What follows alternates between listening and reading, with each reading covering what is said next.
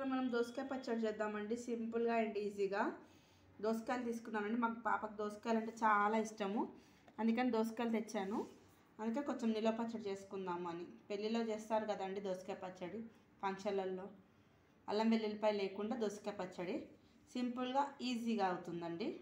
ఓకేనా ఫ్రెండ్స్, ముందుగా వీటిని కడిగి పక్కకు పెట్టానండి. సన్నగా తరుగుతానండి తొక్కతోనే. వాళ్ళని కొంచెం ఫ్రై చేసి పౌడర్ వేయాలండి. ఓన్లీ జీలకర్ర ఆవాలే వేస్తున్నానండి, ఇంకేం వేయట్లేదు.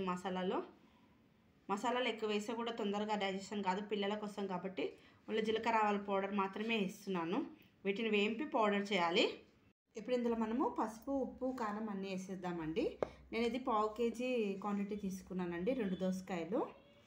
ఇప్పుడు ఇందులో తగినంత ఉప్పు, సన్నగా తరిగాను, గింజలన్నీ తీసేసి. ఈజీగా సింపుల్గా అయిపోయే ప్రాసెస్ అండి. పసుపు, అలాగే కారం. ఇది కారము కొంచెం కలర్ ఎక్కువ కనిపిస్తుందండి, కారం ఏం లేదు, కలర్ మాత్రమే రెడ్గా కనిపిస్తుంది. కారం పేరు చెప్పలేను, చెప్తున్నాను మీకు. కారం, మెయిన్ ఇంగ్రీడియంట్ జీలకర్ర ఆవాల పౌడర్ అండి. ఆవాల స్మెల్ ఇందులో బాగా వస్తుందండి, జీలకర్ర ఆవాల పౌడర్. జీలకర్ర ఏంటంటే మనకు అరగడానికి మంచిగా హెల్ప్ అవుతుంది. ఇప్పుడు ఇందులో మనం పోపు వేసేసుకొని కలిపేద్దామండి.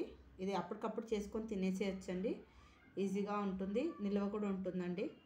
పాన్ పెట్టి ఆయిల్ వేసానండి. ఆయిల్ హీట్ అయ్యాక ఇందులో మనము కరివేపాకు,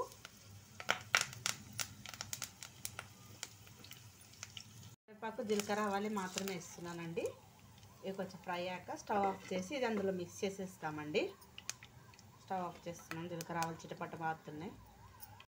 ఇప్పుడు ఇందులో మనము పోపుని వేసి కలుపుదామండి.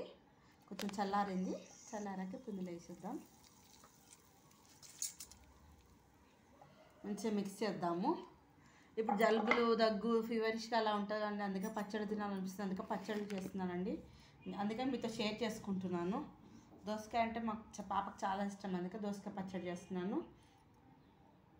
మంచిగా మిక్స్ చేసేసుకోవాలండి. మిక్స్ చేసుకొని మనం అప్పటికప్పుడు వేసేసుకొని తింటే కూడా బాగుంటుందండి. నిల్వ కూడా చేసుకోవచ్చు, బాక్స్లో స్టోర్ చేసుకొని ఫ్రిడ్జ్లో పెట్టుకుంటే బాగుంటుందండి. ఎంతో టేస్టీగా ఉండేది దోసకాయ పచ్చడి అయితే రెడీ అయిందండి. ఈ వీడియో కనుక నచ్చితే లైక్ చేయండి, షేర్ చేయండి, సబ్స్క్రైబ్ చేయండి. Thanks for watching, thanks for supporting. Thank you so much అండి.